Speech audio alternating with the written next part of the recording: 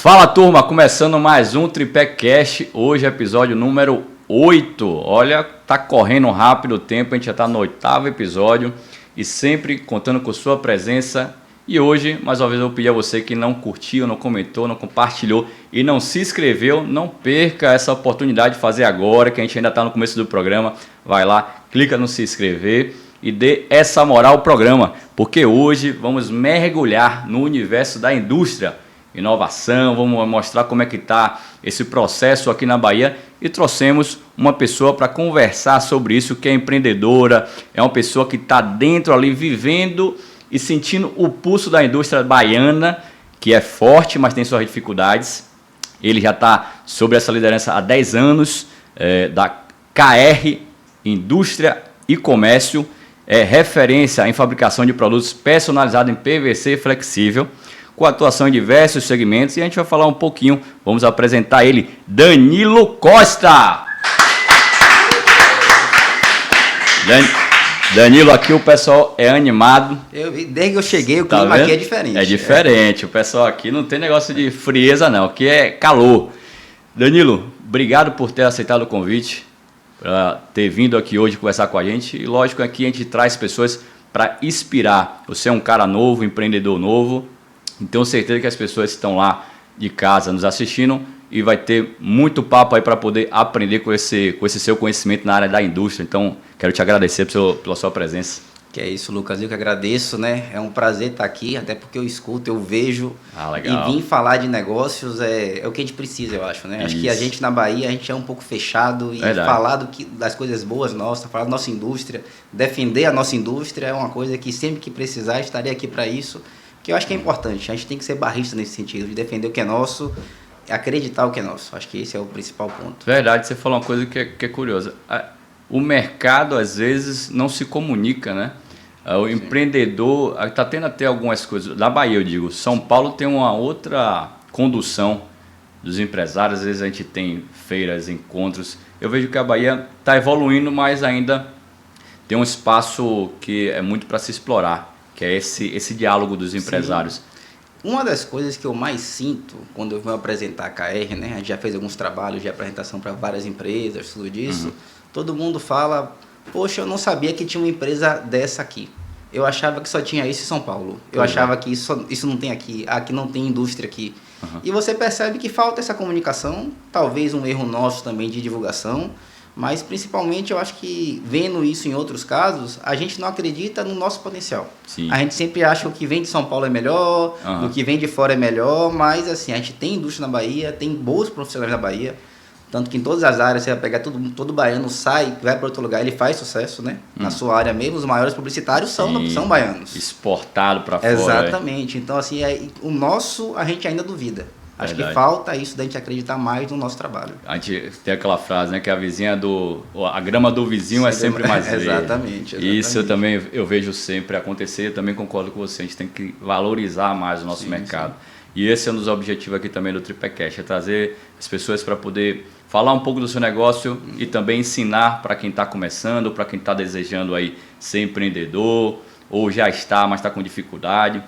Eu acho que isso traz muito conhecimento e inspira também para que as pessoas consigam fazer inovações, consigam ter transformações. Você vem de uma empresa familiar, você assumiu uma empresa familiar. Há 10 anos você está à frente da empresa e que, lógico, quando você vem com a empresa familiar, quando você assume uma empresa que era gerida pelo seu pai, tem seus posicionamentos de seu pai, mas tem com certeza agora o seu DNA também ali colocado na empresa, né? E isso é interessante, que também eu acredito que é isso que deixa vivo qualquer empresa, é sempre trazer coisas novas. Eu surgi também, né?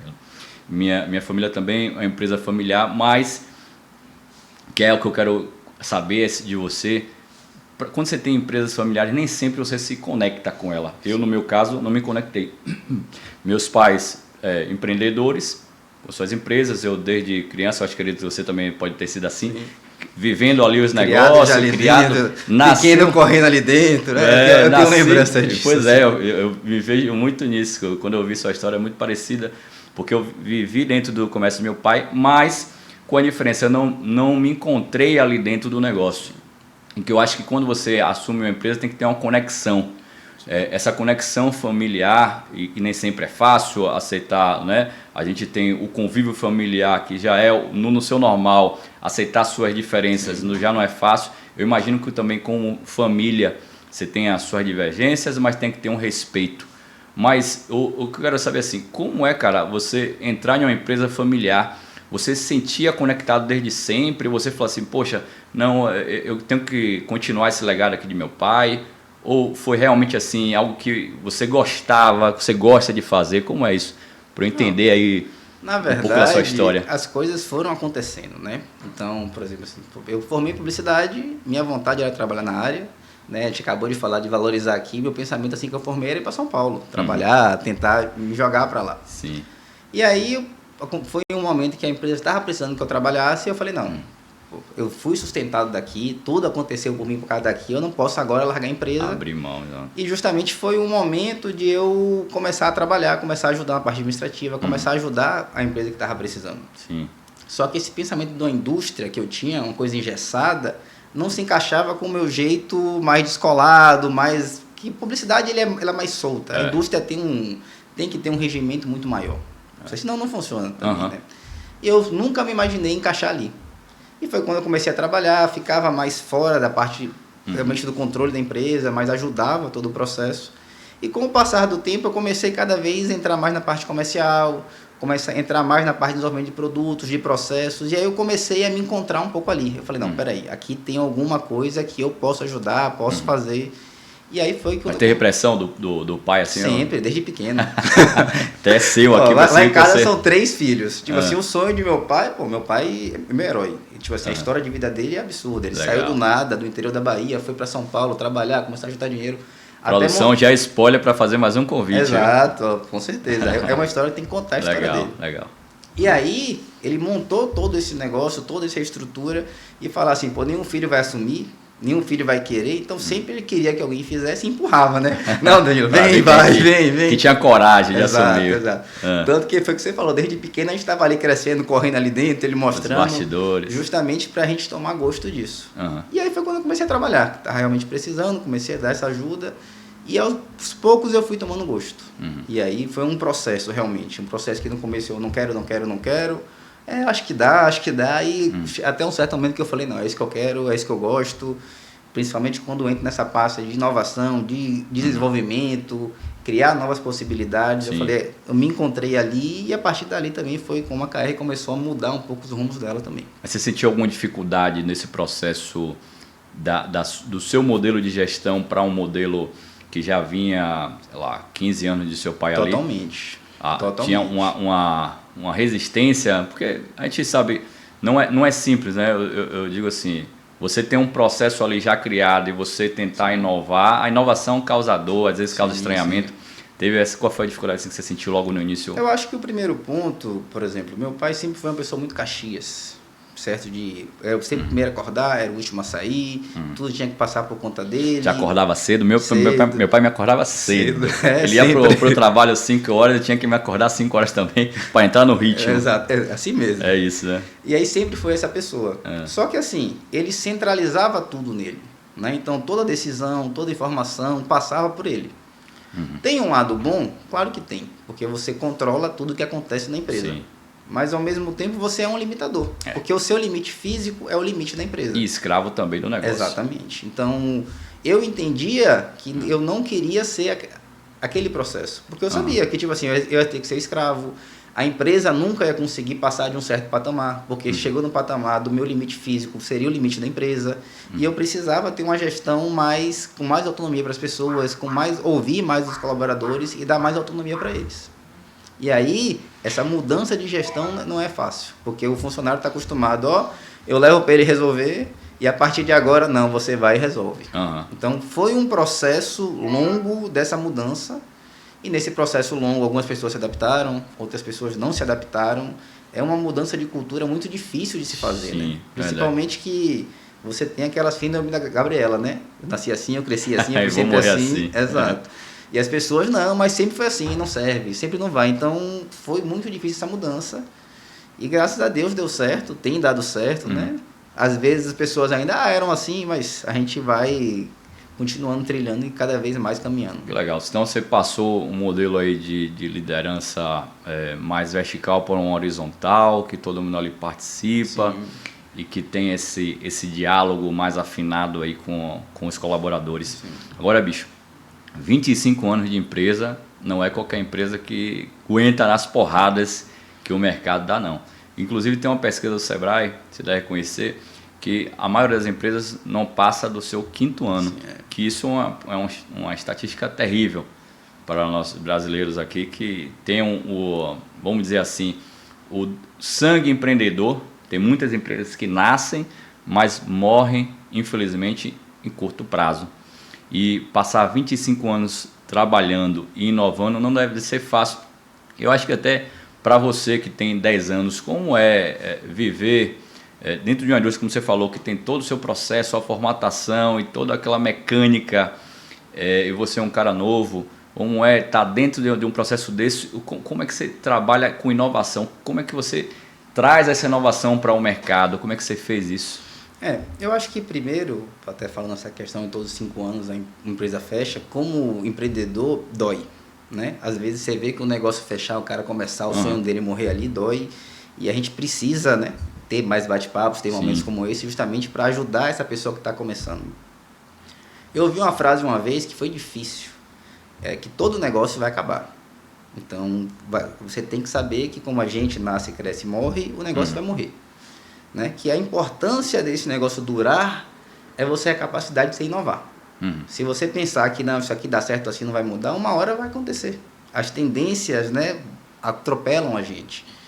E eu acho que durante esses 26 anos, a KR já morreu e já recomeçou algumas vezes. Então, assim, a gente soube ir se adaptando ao mercado, às tendências, né, ao que o cliente quer principalmente, para conseguir sobreviver e estar aqui até hoje. Então, assim, se for pensar 26 anos atrás e hoje, são empresas totalmente diferentes. Não só porque tem outra gestão hoje, né, mas porque durante esses anos a gente foi obrigado a mudar.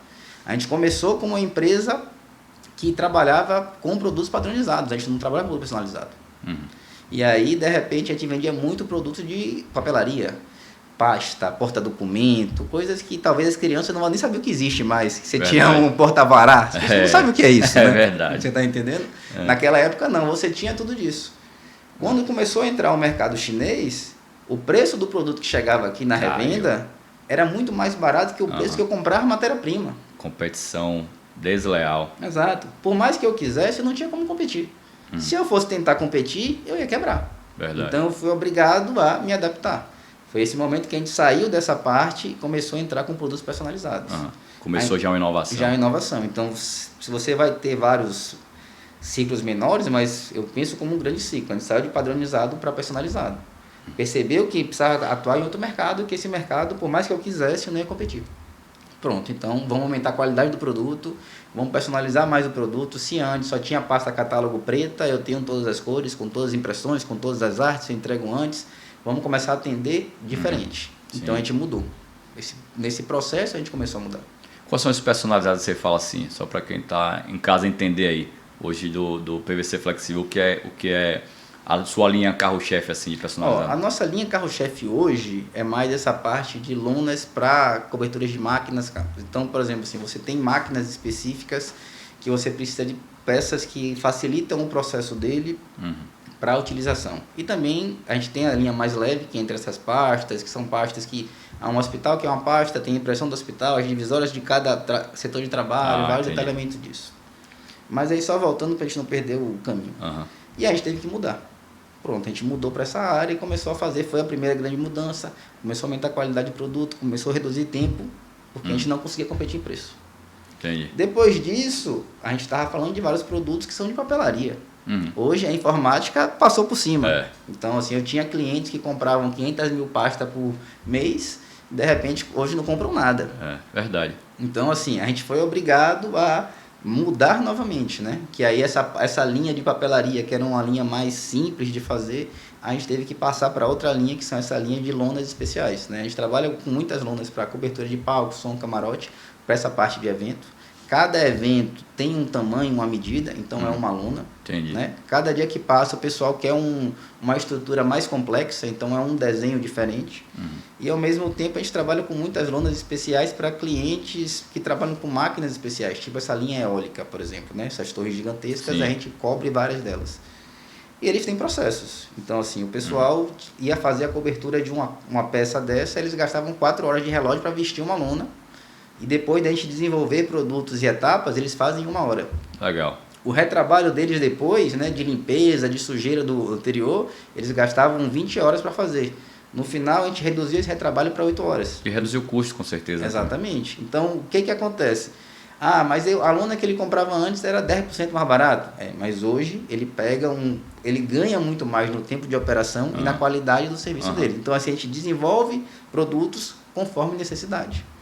E aí foi onde a gente deu essa segunda grande virada, que é realmente ouvir o cliente, entender o que ele está precisando e desenvolver soluções para ele. Perceber a mudança do comportamento Sim. e se adaptar a ela. Exatamente. Que é importante para qualquer área, né? Qualquer área. Acho que essa questão da inovação foi a grande diferença. Porque assim, eu poderia muito bem falar não, mas a gente vende isso, bater o pé, e ia chegar uma hora que o mercado ia passar por cima e eu não ia ter o que fazer. Verdade. E a gente não, peraí, o mercado está caminhando para esse outro lado, a gente precisa gradativamente ir se adaptando a esse novo mercado. Que bacana. Você tem mudanças aí o tempo todo acontecendo e vocês estão antenados aí a essas mudanças. Eu falo sempre que você falou de algumas etapas aí da empresa que são fundamentais e que eu concordo. Você já falou nas 4 que para mim são as principais que vocês fizeram e percebo que vocês trabalham também nessa linha. Para mim toda empresa tem 4 pilares. Uma é a questão de você ter um bom planejamento, Sim. seguindo pessoas, processos e ferramentas. Você falou praticamente de todas aí e que teve a forma de lidar com cada uma, que aí é o que faz vocês ficarem os 25 anos aí sempre não sobrevivendo, mas sim em crescimento. Que eu falo sempre, a empresa não é para sobreviver, a empresa é para crescer. Claro. Ou ela está crescendo ou ela está caindo. Então, esses 4 pilares aí para mim é fundamental. Agora, a questão para vocês de ferramentas e tecnologia, como é que está esse processo hoje? Eu acredito que, como você falou, há 20 anos atrás, as ferramentas, as tecnologias que vocês usavam na indústria era completamente diferente do que você tem hoje, mas está sempre inovando e chegando coisas novas. Agora a gente tem a inteligência artificial chegando aí e que deve facilitar alguns processos também dentro da empresa. Muito. Como é que está hoje essas ferramentas hoje para o processo de vocês? Tem muita novidade, está chegando, é mais lento para vocês essa tecnologia dessas ferramentas? Como é que funciona hoje para a indústria? Para a gente é mais lento, certo? Porque hoje quando você pensa em indústria, você pensa sempre em grande escala. Né? Então, normalmente, essa tecnologia, ou ela tem um custo muito alto, e aí demora para poder reduzir, porque é um mercado relativamente pequeno, né? Para você conseguir alcançar. Ou você tem essa dificuldade de acesso para a nossa área específica. Então, o que a inteligência artificial ajuda muita gente é com o processo. Parte de maquinário, de processo produtivo nosso, a gente não teve ainda um grande ganho, principalmente que os produtos personalizados precisariam talvez de um robô, de um braço mecânico, que aí quando você vai para custo de braço é muito alto. Ainda, né? Ainda é muito alto, né? Então, possa ser que então realmente hoje ainda a gente tem nossa produção ainda muitas etapas manuais, porque você precisa disso, né? A gente já até estudou, já procurou um pouco disso, mas não compensava. Mas toda a parte processual ajuda muito. E principalmente que assim, você desenvolver um projeto para cada cliente, para cada disso, e hoje, principalmente na parte de evento, que eles querem uma coisa para ontem, você precisa da inteligência artificial. Você precisa realmente da ajuda desses recursos, e eles ajudam muito a gente, e a gente está sempre atenado a isso. Bacana. O outro que eu vejo também, que você já falou aí, que trabalha de uma liderança mais horizontal, são as pessoas, que é muito importante aí para qualquer empresa. Né? Acho que o pilar de força da empresa são seus colaboradores, que sem eles você não consegue fazer praticamente nada. Mesmo no momento hoje de inteligência artificial, que a gente tem hoje mecanismo de fazer as coisas talvez mais rápido, o braço mecânico aí uma hora vai chegar, vai baratear, mas a gente não tem ainda isso, e mesmo quando chegar vai precisar de alguém humano para poder fazer esse comando. Como é que você lida hoje nessa parte, nessa etapa aí de pessoas, liderança, como é hoje, Danilo hoje dentro da empresa, como é que ele visualiza? Existe uma cultura formada dentro da empresa que vem de seu pai, ou você está criando essa cultura a partir de sua gestão? Como é internamente essa visão? Eu acho que essa visão, na época de meu pai, você talvez não tinha essa cultura tão forte como hoje, né? Então a gente precisou quebrar isso um pouco, porque as pessoas, eu acho que também os produtos antigamente, né? Por ser uma coisa mais padronizada, você tinha menos voz. Entendi. Hoje você precisa desenvolver, e por mais que tenha inteligência artificial, criação ainda é pessoa. Sim. O cérebro humano ainda é o mais criativo. Ele que a inteligência artificial vai te trazer uma solução de uma coisa que já existe. Ela não vai criar uma coisa nova do zero que não existiu. Ela não consegue fazer isso. E que a gente criou, né? Foi outra coisa que a gente já criou e está pegando ali. Ela encontra uma solução rapidamente, Sim. mas ela não cria uma solução. O humano cria uma solução. Então, assim, para você desenvolver produtos, você precisa de ideias.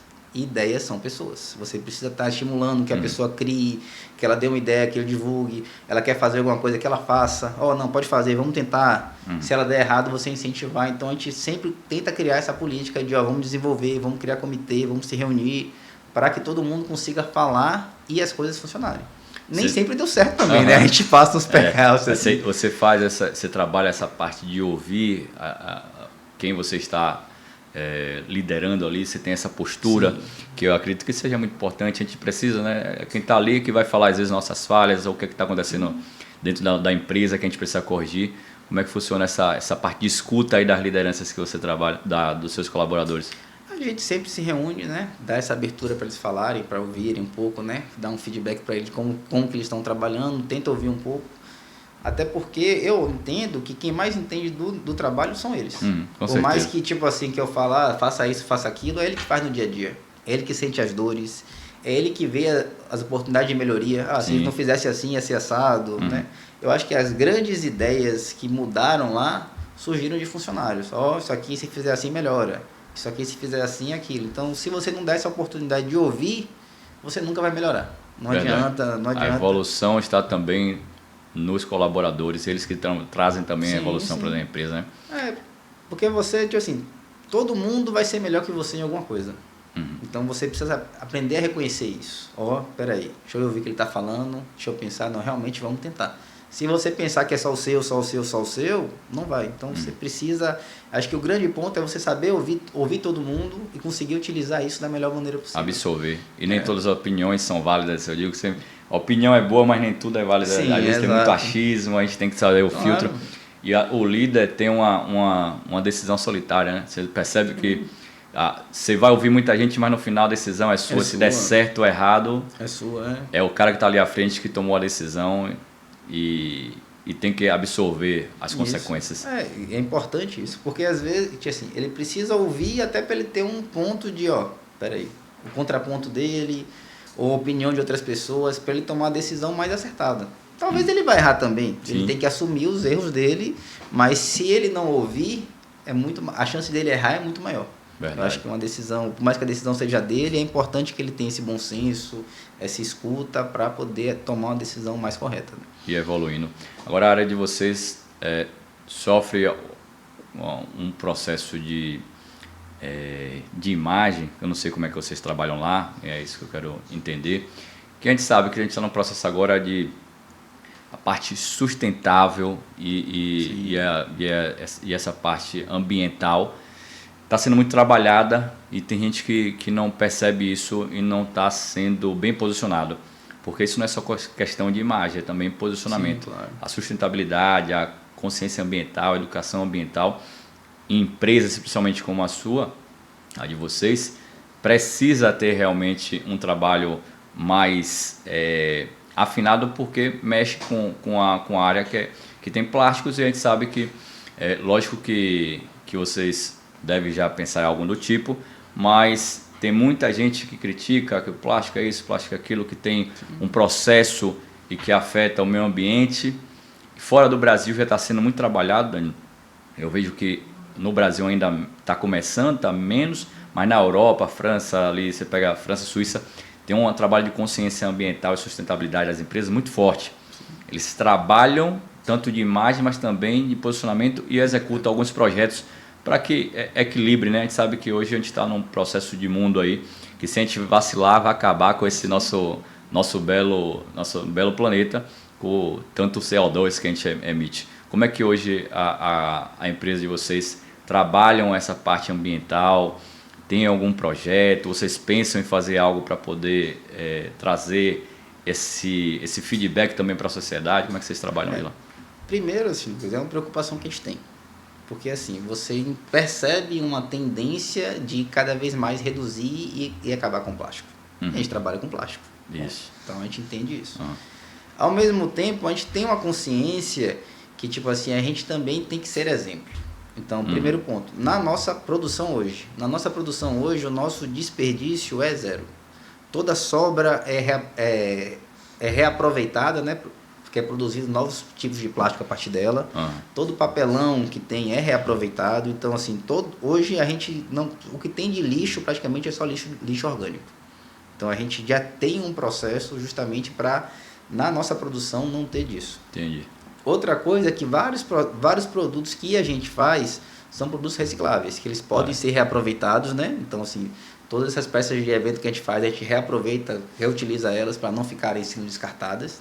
Claro que chega um ponto que não tem jeito para você descartar, mas a gente torna elas com a maior durabilidade possível. E a gente sempre está investindo e procurando materiais biodegradáveis. Então, assim, é uma procura que a gente tem contínua, né? Você já tem alguns materiais no mercado. Hoje, a diferença de preço deles está muito alta, mas tem reduzido e você tem uma tendência para isso. Porque, no nosso caso, não é o caso do canudo que você troca pelo papel. Você tem algumas peças que você não vai conseguir substituir ou você hoje não tem a opção de substituir. Nos Estados Unidos, até falando do canudo, tinha essa mudança lá na legislação de proibir os canudos plásticos e depois agora tinha sido colocado o metálico e agora voltou novamente, Trump voltou tem essas mudanças, né? Mas você falou que está caro esse processo ainda, mas as empresas procuram, estão nesse... só faço se for...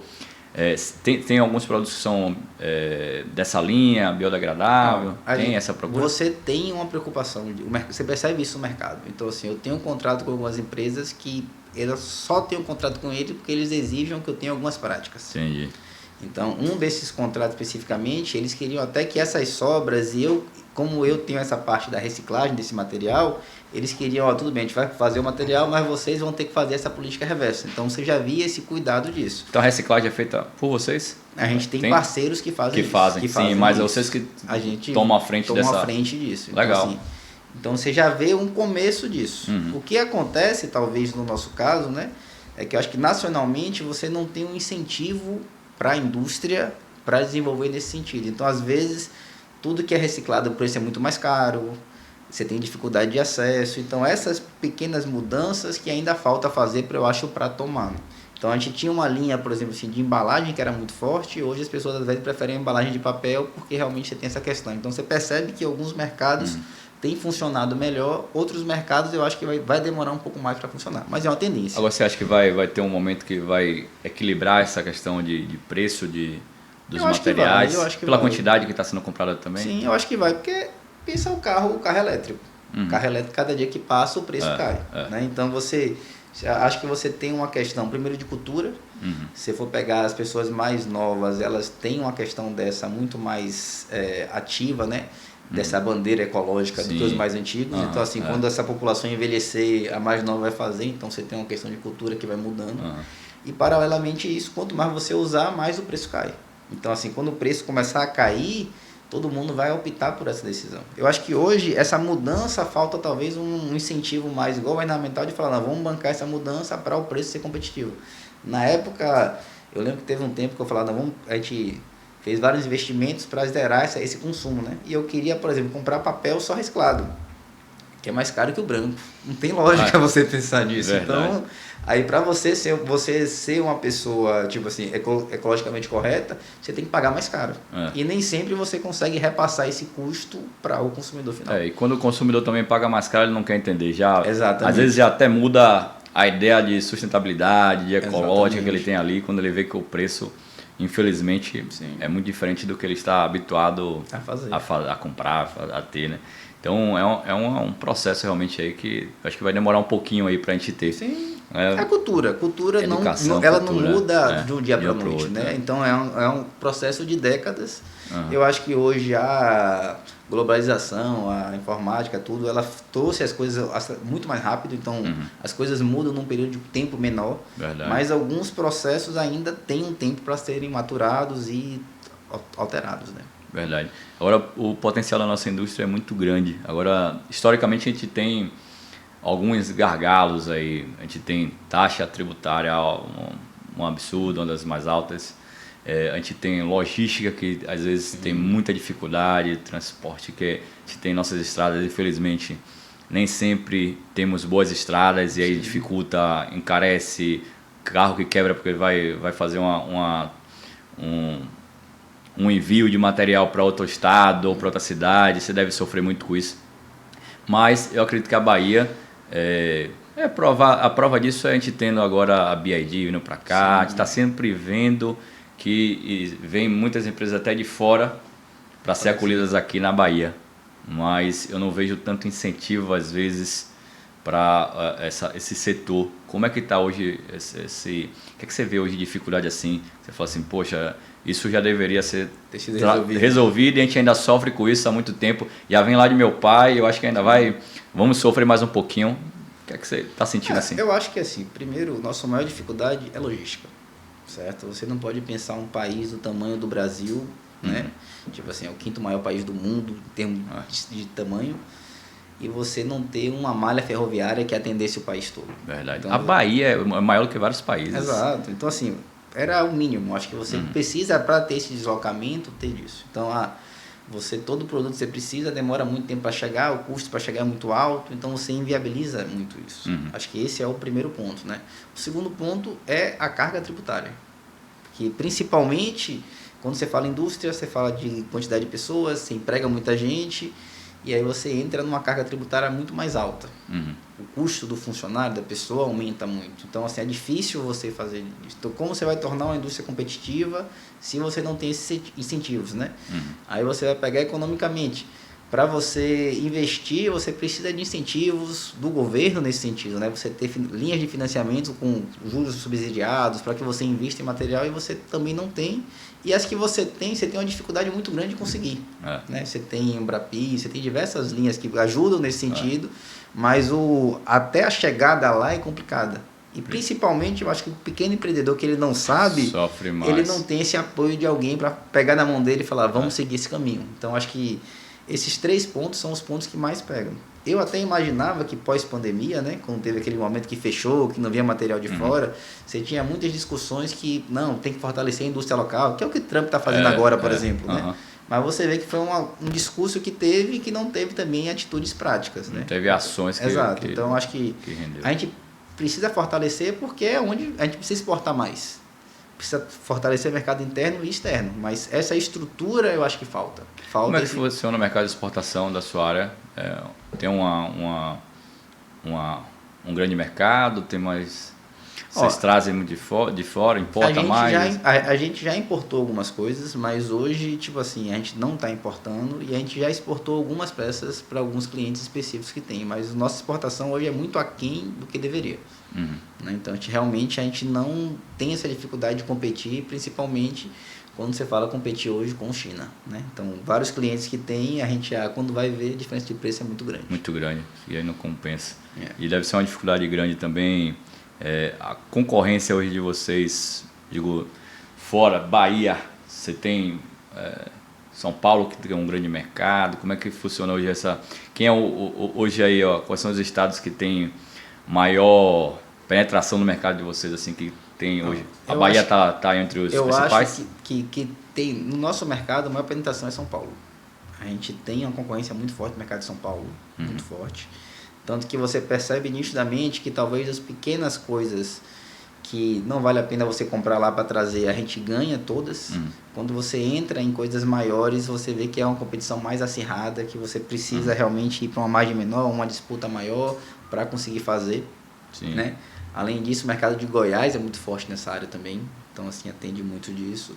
Na Bahia, tanto Pernambuco é forte e Ceará também. Nordeste, né? Sim. Pernambuco é forte, o Ceará também, assim.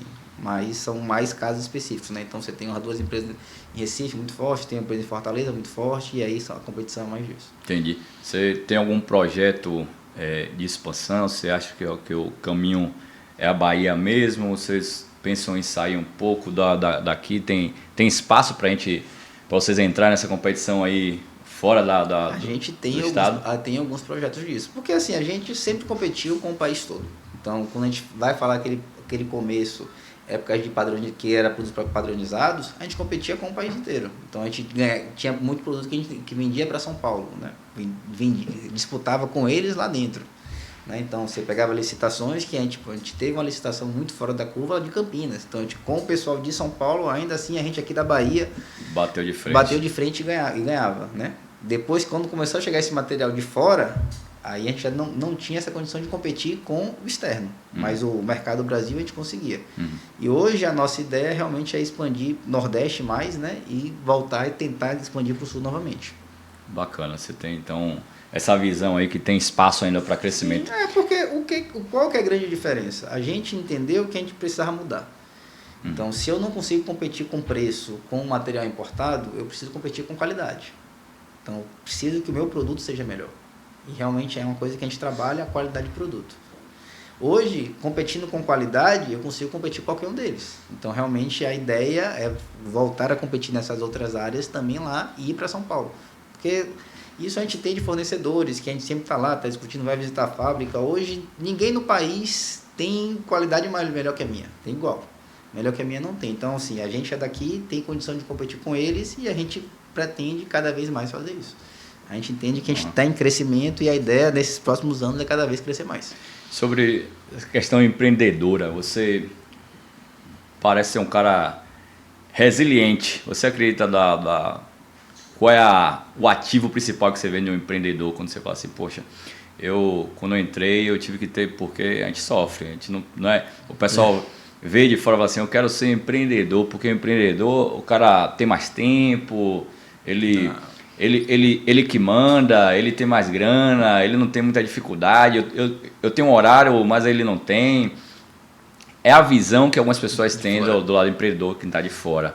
Mas qual é o seu principal ativo? Você fala assim, eu me tornei empreendedor, estou nesse cargo hoje por persistência, pela questão de conhecimento realmente que a gente precisa estar aprofundando aí e absorvendo essas atualizações. O que é que você vê assim que é um caminho para o empreendedorismo hoje e que às vezes você vê que falta em algumas pessoas para poder o negócio dar certo? Eu acho que o primeiro ponto é quem não é empreendedor, ele olha o empreendedor talvez sempre como um vilão.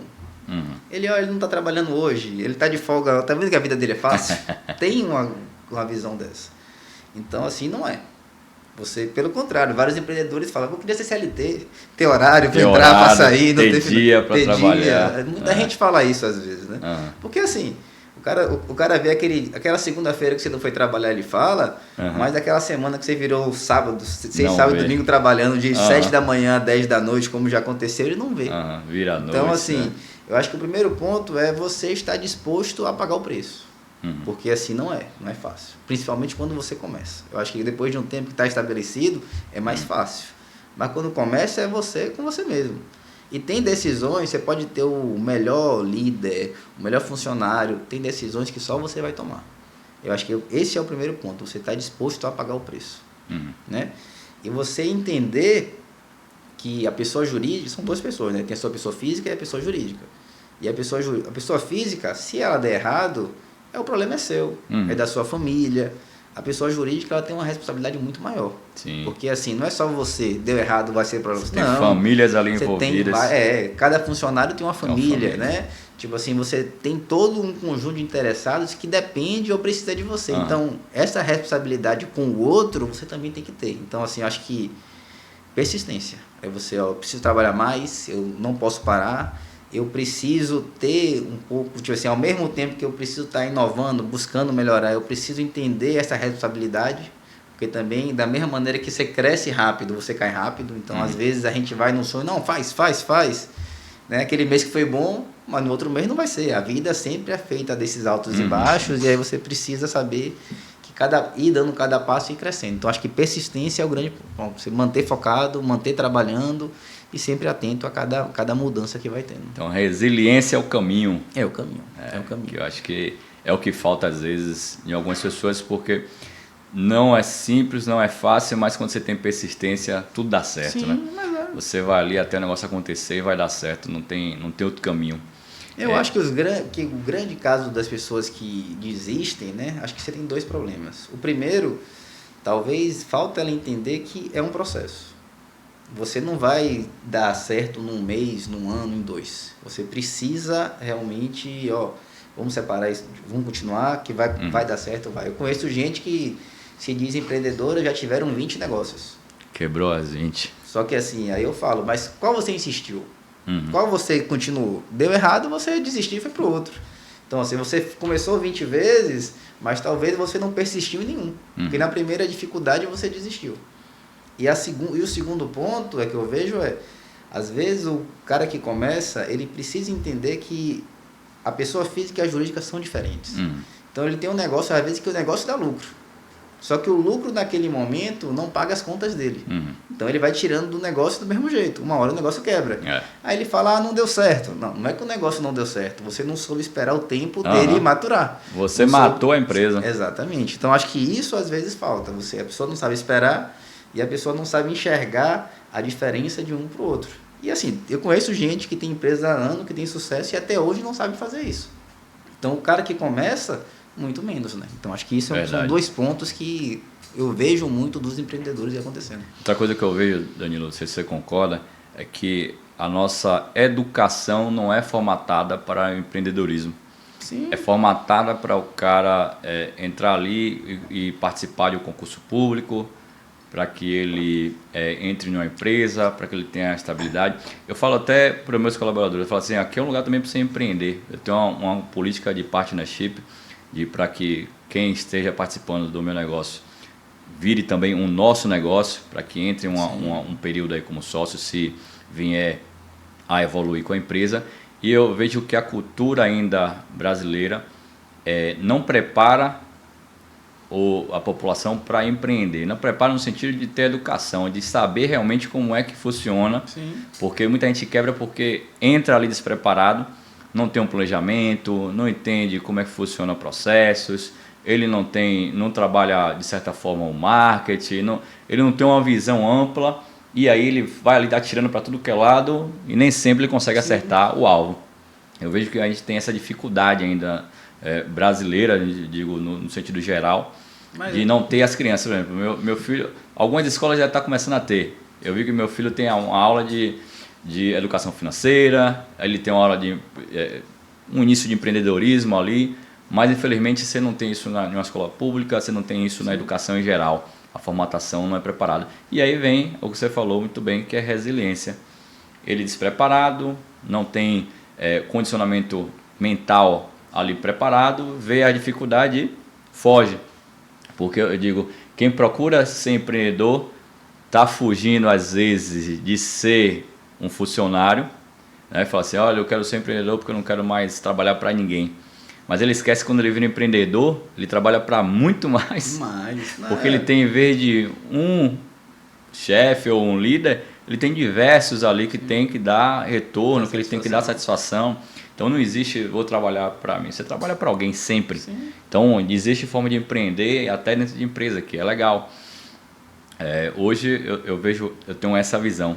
Mas você se considera um workaholic?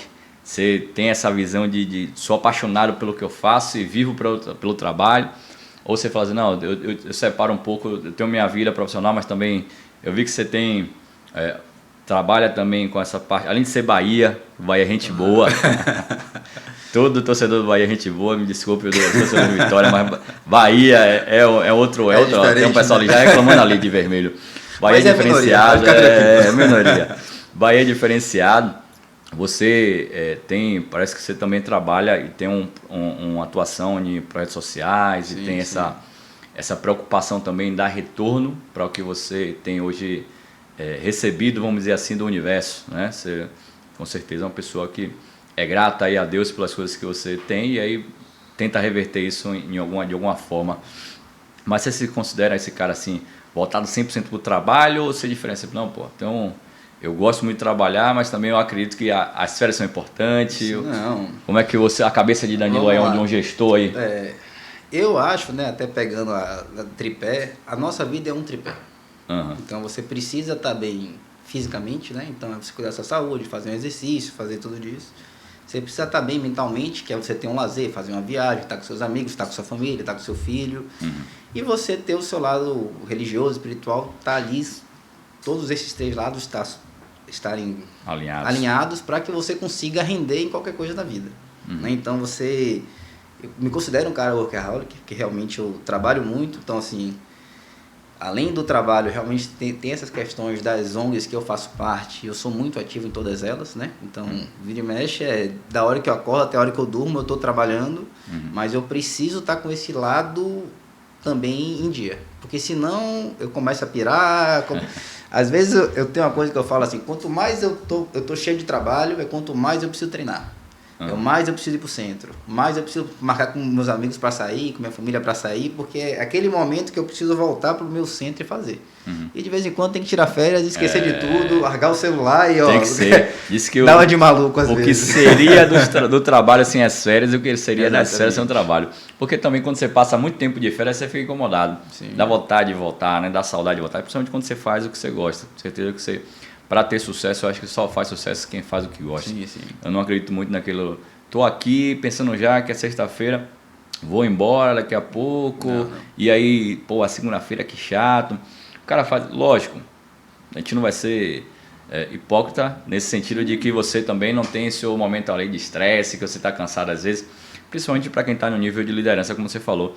O cara não vê, mas você às vezes passou uma semana sem dormir, uma semana sem descansar, mas aí tem um dia ali que você tira de folga e aí você vira o cara que tem uma vida boa, que a gente avalia mal quem tem sucesso, porque quem tem sucesso, a maioria das vezes é vista como ganhou dinheiro que fez alguma coisa errada, não é possível, eu ralo todos os dias aqui e não ganho o que esse cara ganha, né? Tem muita, vamos dizer assim, uma inveja formada para o empreendedor e que às vezes, até quem é empreendedor, quando vê outro, tem isso também. Tem isso, assim, porra, esse cara tá ganhando muito dinheiro e é uma coisa muito negativa, né? A gente não pensa em elogiar, a gente já pensa em criticar. Você vê que os grandes empresários, têm medo até de exposição pelas críticas que possam vir, né? Tem muita gente que fala que isso também é algo nosso, que a gente tem mais do que fora, né? Porque tem fora os empresários, empreendedores são vistos como os caras importantes ali da sociedade que fazem o negócio virar, admiram. Né? No nosso caso é o contrário. Nosso caso é botar em um canto e falar assim, aquele dali é que escraviza, que faz isso. É uma postura ruim, né? E também estou vendo que a cultura está um pouco já sendo mudada, modificada aos pouquinhos. É algo que a nossa geração com certeza está tendo trabalhado ainda mais, né? Dos nossos pais eu acho que sofreu ainda mais nesse sentido, né? Mas a gente vem hoje melhorando nesse sentido. Não, mas eu acho totalmente isso. Eu, por exemplo, primeiro que eu acho que às vezes o funcionário não é um bom funcionário. Ele não gosta de trabalhar, mas ele fala, quando eu for empreendedor, eu vou trabalhar. Não vai. Eu acho que primeiro você tem que, independente do que você faça, tem que fazer bem feito. Então assim, eu estou trabalhando na faxina. Faça a melhor faxina que você pode.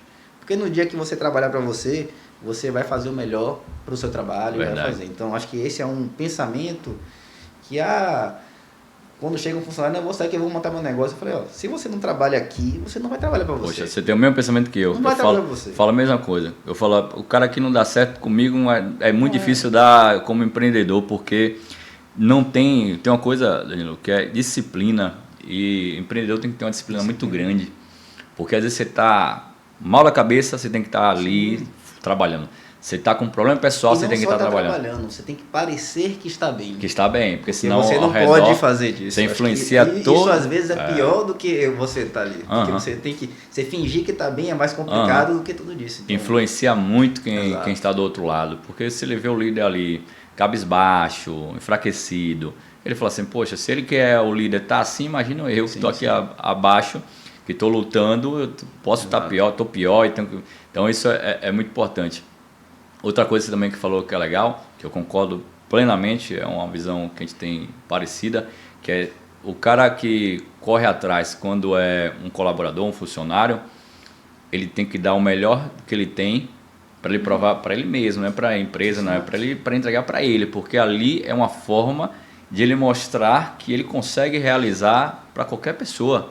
Então, se ele não consegue realizar para uma empresa, porque essa empresa é chata, eu não faço e tal, ele não vai conseguir fazer para ninguém, porque vai ser o mesmo, tudo vai ter dificuldades. A outra tem uma frase que o pessoal fala muito assim, você acorda cedo porque você é o dono do negócio. É o contrário, para você virar dono do negócio, você teve que acordar cedo todos os dias, trabalhar todos os dias. Para você hoje ter um negócio que é difícil, você sabe, a gente lida com pessoas que têm seus problemas, a gente lida com mercado, com a carga tributária que a gente paga alta, agora a gente está tendo mudanças aí que eu acho que não vai resolver muitas coisas, mas a gente tem aí supostamente alguns que vão ter avanços, mas tem que ficar estudando o tempo todo para poder ver como se adequa ao nosso mercado. A gente tem que ficar vendo visão de fora do mercado, que a gente está em um mercado Bahia, mas a gente tem um mercado grande fora também, em todas as áreas. Então é um processo árduo e que aí exige uma coisa chamada sacrifício. Não existe ninguém que vai dar certo se não tiver sacrifício pessoal. Eu vi uma entrevista de um empresário falando uma coisa que eu achei interessante. Ele falou assim, no início a gente fica sem saúde, porque tem que se sacrificar, tem que ficar sem dormir mesmo. No início a gente não tem qualidade de vida, porque é isso que acontece. Muitas vezes a gente fica sem qualidade de vida. A gente está aqui, mas tem um encontro familiar, às vezes você abdica do encontro familiar porque a gente precisa trabalhar. Ou seu filho está em casa, sua esposa está ali resolvendo uma coisa, você precisa estar no seu trabalho. Então, o sacrifício talvez seja uma das maiores artifícios para se tornar um empreendedor de sucesso. Você vê assim também? Totalmente. Por exemplo, ninguém vê esses momentos, né? Eu lembro uma vez assim, eu tinha uma ex-namorada que a gente estava de férias. Pegou férias para viajar, só que foi um período que aconteceu alguma coisa na empresa e estava pegando fogo e não poderia desligar o telefone, como talvez o colaborador pode largar. E ela não entendia, mas você, tipo, você abrir mão, você está num lugar maravilhoso para curtir praia, tudo, e você fala, não, tem que trabalhar, tem que estar ali, tem que fazer a ligação, tem que ter. Então, assim, esses sacrifícios ninguém vê. E você tem que estar disposto a realmente a pagar esse preço e estar ali e fazer. Então, o empreendedor, ele passa por esses momentos. E momentos que ninguém enxerga. Pagar o preço. Pagar o preço. Essa talvez seja uma lição aí para quem está assistindo, pagar o preço. E até uma coisa que você falou, né, essa questão de você fazer o melhor para você, do colaborador que se dedica, que faz. Eu, como empreendedor, e acho que você também, você vai num bar, você vê um garçom atendendo bem, você olha para ele, poxa, se eu tivesse uma vaga, eu dava uma oportunidade. Verdade. Então, assim, quando você vê qualquer funcionário trabalhando, você já olha, pô, será que ele dava um bom vendedor? Será que ele dava um bom assim? Então, alguém está vendo o seu trabalho. E o universo, eu acho que dá...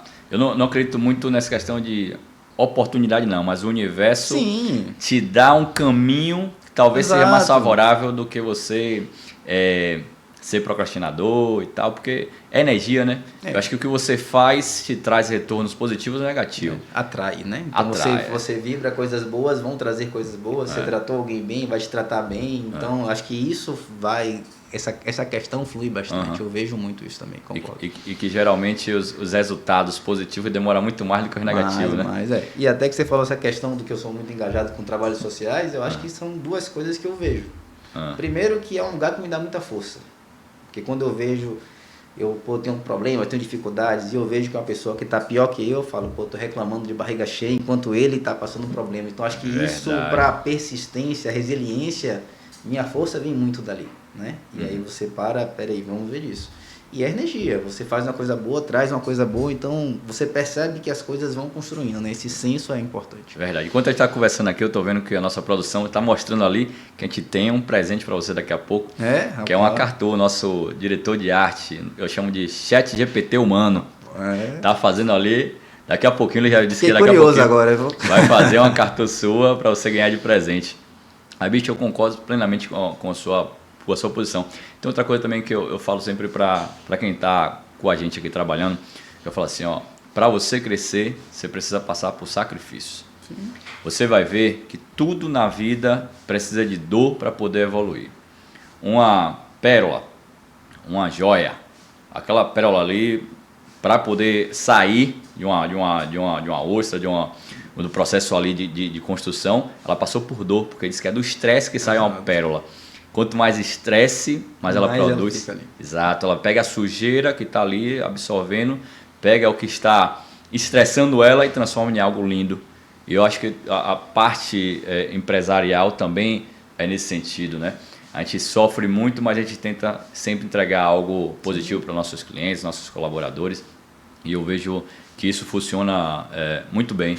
E a energia, tenho certeza, Danilo, que eu falo da questão de você ter propósito, de você pensar que a nossa vida, aqui a gente tem hoje um processo de construção, de crescimento. Viemos à nossa terra aqui para evoluir, para crescer, para transformar em algo melhor, ou se transformar. Tem muita gente que fala assim, por que é que eu vou fazer? Talvez seja só você. Talvez seja você preparar você mesmo aí, você construir sua empresa, ou você está sendo um colaborador, é você empreender ali como um colaborador.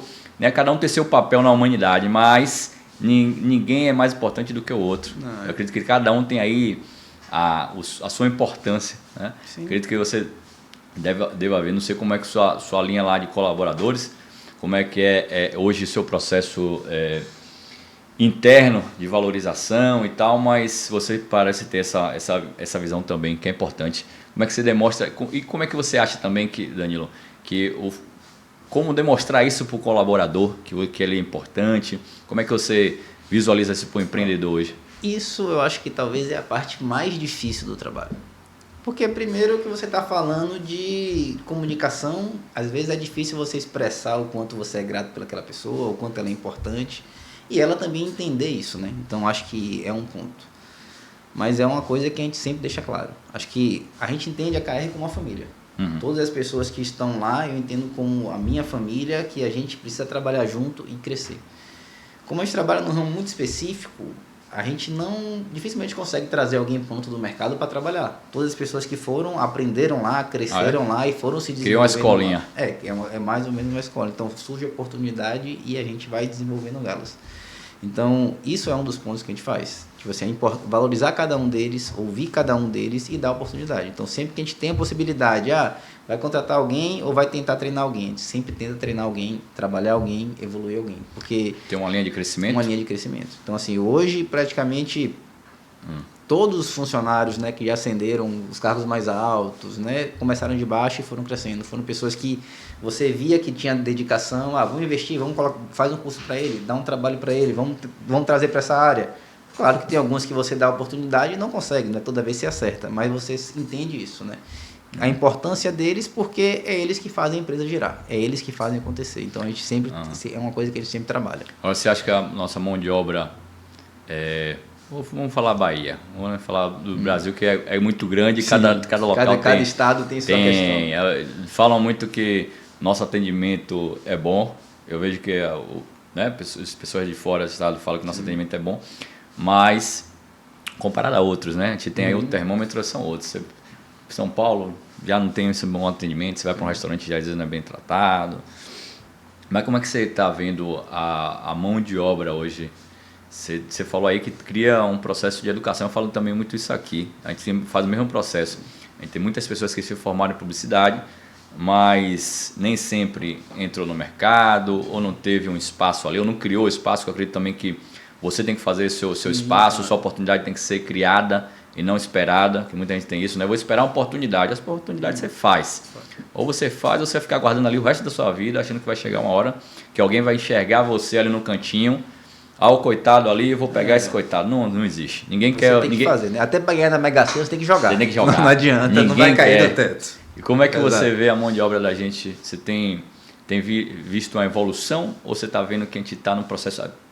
Volto a falar, nesse processo agora de inteligência artificial, onde está, em vez de estar evoluindo, acho que a gente está emburrecendo, porque você tem hoje um computador, um sistema que você hoje tem praticamente todas as informações ali dentro, e você não precisa mais armazenar as informações. Como é que você está vendo esse mercado de trabalho aí? Eu acho que hoje a gente está, infelizmente, eu acho que a gente está regredindo. A gente está realmente um processo de está emburrecendo, como você acabou de falar. Sim. Aí. Por quê, né? A inteligência artificial faz com que você não tenha que pensar um pouco, não tenha que desenvolver, né? E aí, quando você pensa em matemática, raciocínio lógico, você trabalha com um raciocínio. Então, você percebe que as pessoas mais jovens, elas já têm preguiça de raciocinar, de pensar, de fazer, né? Você vai pegar hoje, eu acho que o costume do corretor do WhatsApp, da inteligência artificial, as pessoas têm mais preguiça de escrever. Então, eu sinto que essa dificuldade das novas pessoas de se adaptar a esse processo de trabalho. E você percebe que na criação e no desenvolvimento já cai um pouco, né? Mas, ao mesmo tempo, eu acho que são pessoas que são mais abertas a tipos de trabalhos diferentes. Elas aceitam a mudança mais fácil. Quando você pega o mais antigo, ele tem dificuldade de mudança. O jovem, eu acho que ele tem mais facilidade. Então, você melhora de um lado, mas você piora do outro. Verdade. Talvez a gente precise achar um meio termo, né? Equilíbrio aí, né? Equilíbrio. Como é que funciona a contratação lá na empresa? Você tem um espaço, eu digo que a gente sabe que pessoas mais velhas, vamos dizer assim, mais conhecimento, ainda tem algumas dificuldades de entrar no mercado de trabalho depois de uma certa idade. Sim. E às vezes a experiência conta muito em todos os mercados, né? Você ter pessoas experientes é bacana e ter pessoas novas também traz energias interessantes para poder trazer inovação, manter o negócio ali aquecido.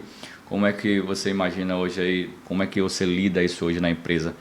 Dá esse espaço também para pessoas que estão com a experiência mais avançada, vamos dizer assim? Na verdade, sempre que eu vejo um caso desse, eu tento sempre dar uma oportunidade.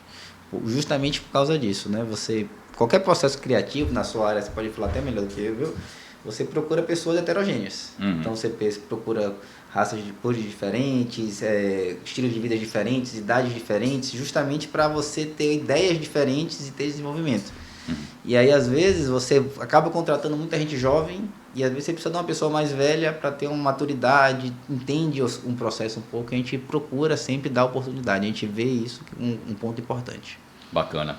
Essa gestão de seu pai... para que veio a sua, você tem irmãos também que estão envolvidos, tem outros processos familiares, como é que funcionou já a família aí dentro do negócio? Vamos lá, nós somos 3, né? Eu sempre estive na frente, né? Meus 2 irmãos, ele foi para outra área, ele leciona, né? Da aula de administração. Uhum. Está em São Paulo, ficou por lá. Ele já exportou. Já exportou. O outro, mais novo, está com a gente agora também, né? Mas passou muito tempo fora, morou na Austrália, voltou, é advogado de formação, trabalhava na área e agora ajuda na parte jurídica e está ajudando também na empresa. Legal.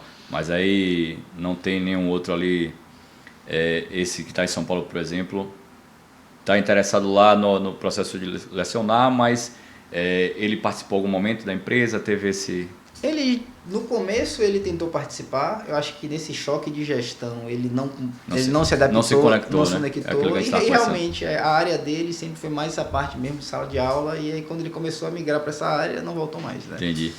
Para você, Danilo, sucesso, o que é que você vê como sucesso? Tem pessoas que sucesso é dinheiro, tem outras pessoas que sucesso é fazer o que gosta. Para Danilo hoje, o que é sucesso para você?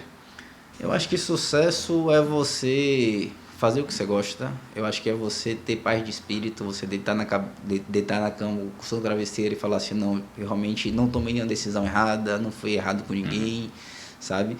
Que os meus objetivos de empresa, de crescer, de alcançar, buscar o meu propósito, eu conseguir. Acho que meu sucesso sucesso para mim é isso. É você ter essa paz que você está no caminho certo e fez escolhas certas. Até porque dinheiro é uma coisa que eu acho que não tem limite, né? Eu não conheço nenhum cara que tem dinheiro que ele fala que não, que tá bom. Ele sempre fala, não, eu não tenho dinheiro não, mais. Fulano que tem, e ciclano que vem. Então, verdade. Você não tem um fim para isso. Uhum. Né?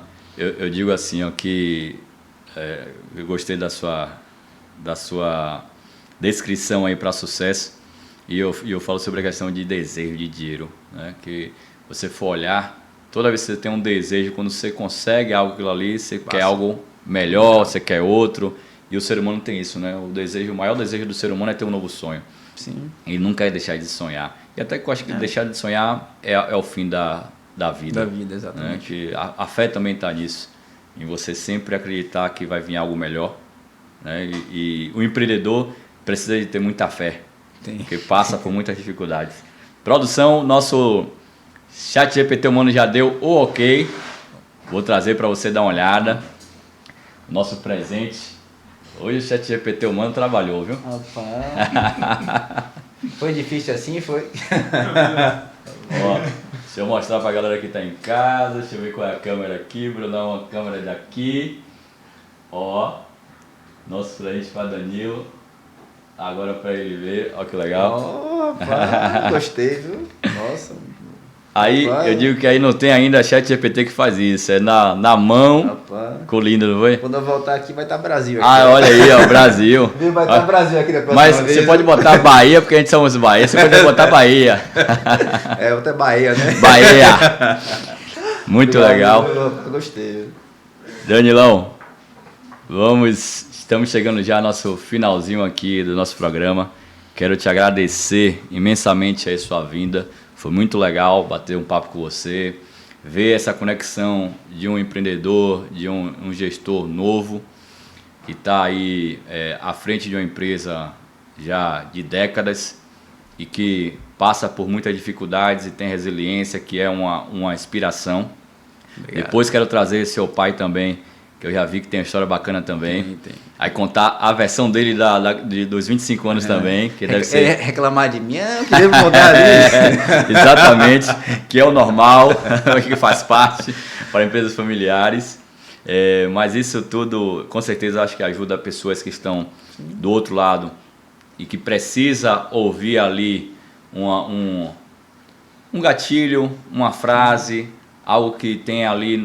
Às vezes a gente não percebe, mas do outro lado percebeu alguma coisa ali que abalou e que mexeu com ela. Isso, logicamente, que é muito importante. E o objetivo hoje do Tripecast é esse: trazer boas histórias e inspirar pessoas. Então, Danilão, muito obrigado por ter vindo.